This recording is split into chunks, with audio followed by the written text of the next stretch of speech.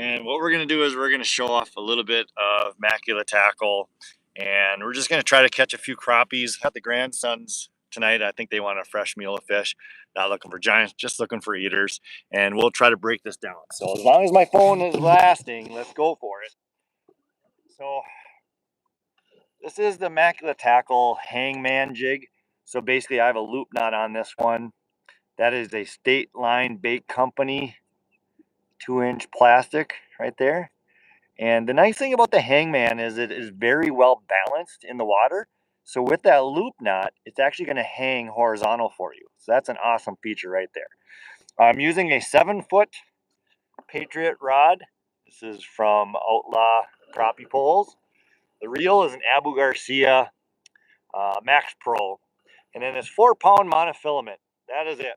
I usually go with a bright colored line, but I'm testing this line out for Berkeley. So just a new one. I don't know if they're checking the features of it or whatnot. They just kind of want our input. Me personally, I like bright color lines just because I'm watching the line in the water and I'm waiting for bounce or slackage. Slackage means crappie. A lot of bounces. There's a lot of bluegills here. I think that's the problem I have. Come down to your level a little bit. Hopefully you're better to hear. With the system that I'm in, right now there's so many small bluegills. I started with a smaller finesse bait. However, the only bad thing is with that finesse bait, you catch so many little bluegills, they will not leave you alone. So I upsized to a 2-inch bait. I took the bobber off because, the fish were kind of surrounding the bobber and looking at it and everything. And I'm just going a little bit bigger with the profile because I'm kind of hoping for a few bigger crappies that are kind of hanging down below the bluegills. Because right where I'm at right now, I can actually physically see a lot of these fish, and there's bluegills just surrounding the boat like it is a floating raft right now. I just missed a fish. Just going to check the plastic, make sure it's up against the head, which it is, and we'll flip it back out there. Might have been a weed because I'm not really paying attention right now. But yeah, I'm just getting it out there. The hangman is a size 6 hook. It is a 1/16 of an ounce, so it falls about a foot per second.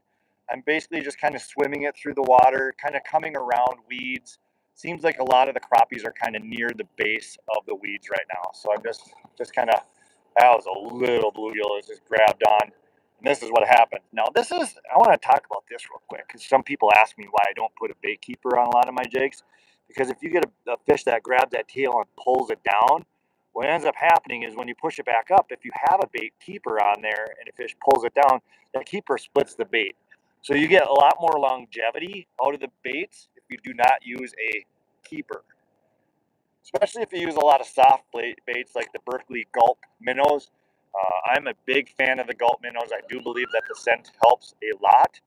But, it also will attract everything in the water. So little bluegills, bass, you name it. Seems like you catch a lot of incidentals with the Gulp.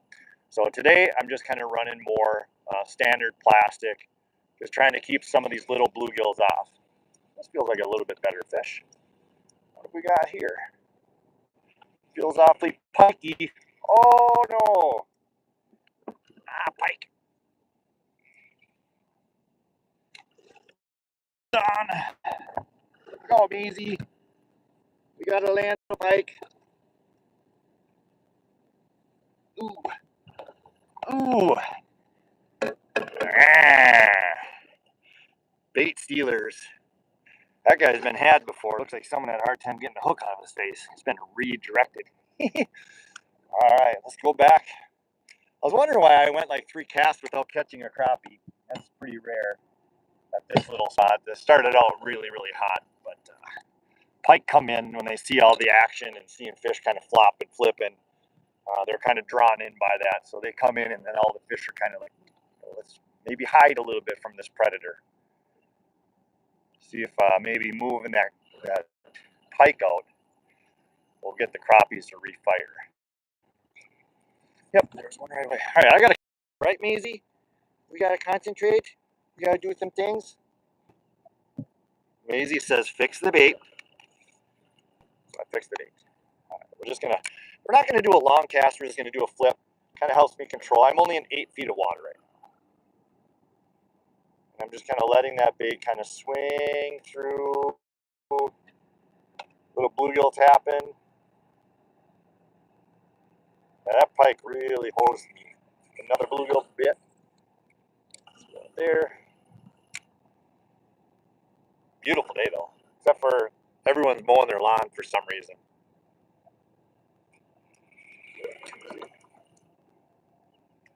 That little guy.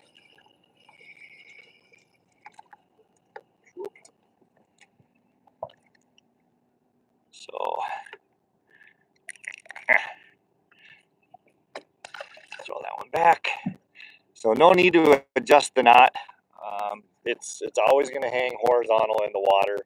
It's kind of a nice feature of that now.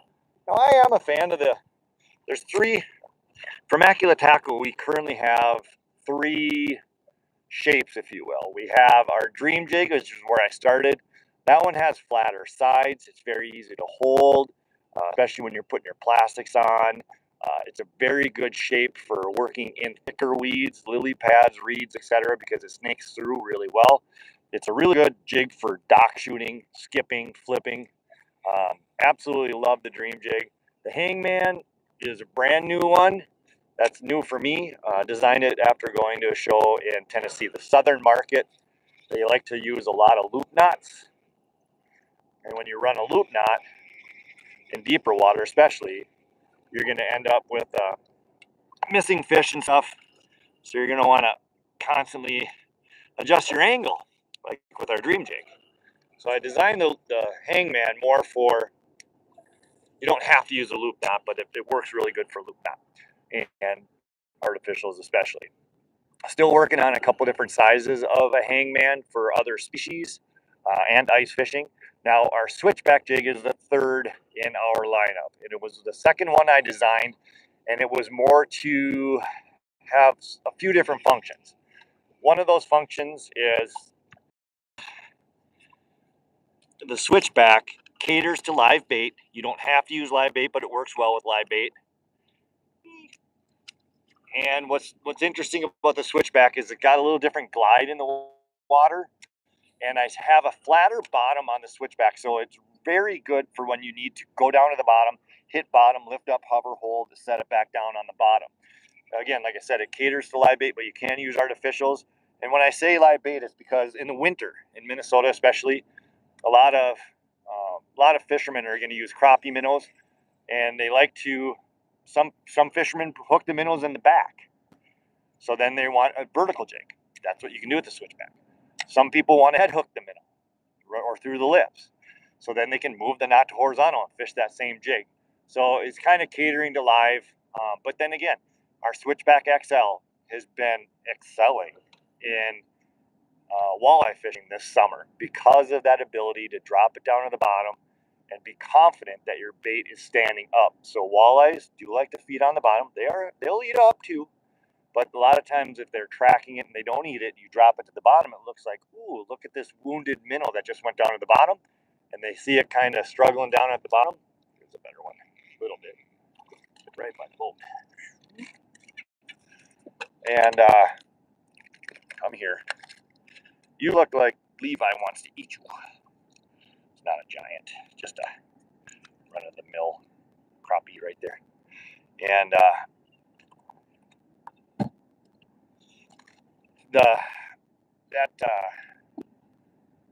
what was I saying? A crappie interrupted. How fish will feed off the bottom, and you can drop it down to the bottom and just have confidence that your jig has not rolled on one side or the other. So it really is a very versatile jig when it comes to fishing. Now this is a lot, and again, everyone's like, well, what jig would you use? I'm very partial to the Dream jig because that's where I started. The flat sides, when your hands are very cold, because again, ice fishing, wintertime fishing, etc. When you can't feel your hands, it's so hard to, dexterity-wise, to hold on to something. Well, when you have flatter sides, very easy to pinch and hold on to, even if you can barely feel your hands. So I'm going to reach for the Dream almost every time. I really do like this Hangman series that I designed. I put a lot of time and effort into it too. I mean, a lot. Let's see if I can get a little bit better of a fish out here. So I'm basically sitting on a break. I got a train going by. So straight ahead of me is kind of more of a flat. to the right, it drops off. It's a little deeper right out here. It goes out to about 12, and then it comes up here, and so there's weeds like right here. Like I said, again, there's a lot of little bluegills down there. If I stand up, some bluegills. There's a bluegill and a weed there. There's a little crappie sitting right next to the boat. See if I can get this guy to fire. This would be sight fishing. This would be kind of comical. No, let go, bluegill. No, another bluegill biting. Another bluegill biting. Another bluegill biting. Here comes a little baby crappie. No, he's just staring at it. Oh, here comes another crappie. Little bluegill. Oh, little. No. So literally, there's a dozen bluegills like right here. Oh my God, they're all sitting on the outside of the boat. But the crappie seem to be kind of roaming that edge, right where it dips from 6 down to 8 with a little bit of weeds. And I have to be able to just kind of realize, like, okay, that's a bluegill tap right there. Let go. So do not set the hook all the time. A real fish is going to let you know when they're there. That was a little bit of a take. Another bluegill. I can see it. Another bluegill biting. Let's go up here. Try this way. Another bluegill. Get off. It's kind of the benefit of going with that little bit bigger hook size. It'll keep some of the smaller fish at bay. That allows, this crappie was in with a bunch of bluegills. You can see the bluegills grabbing. Right, Maisie? Yeah, she's seen this done before. Bait looks good. Let's go ahead and give it another yeet. Yeet. Close the bail, count to about 3, 4. That kind of puts it in the strike zone. Lift the rod.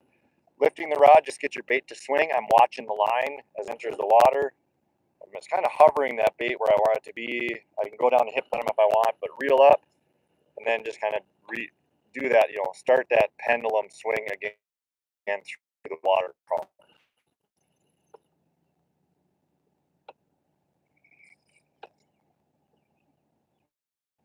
Just banging away. Dun, dun, dun, dun, dun, dun, dun, dun, dun, dun, dun, dun, dun, dun. Waiting for that good old bite.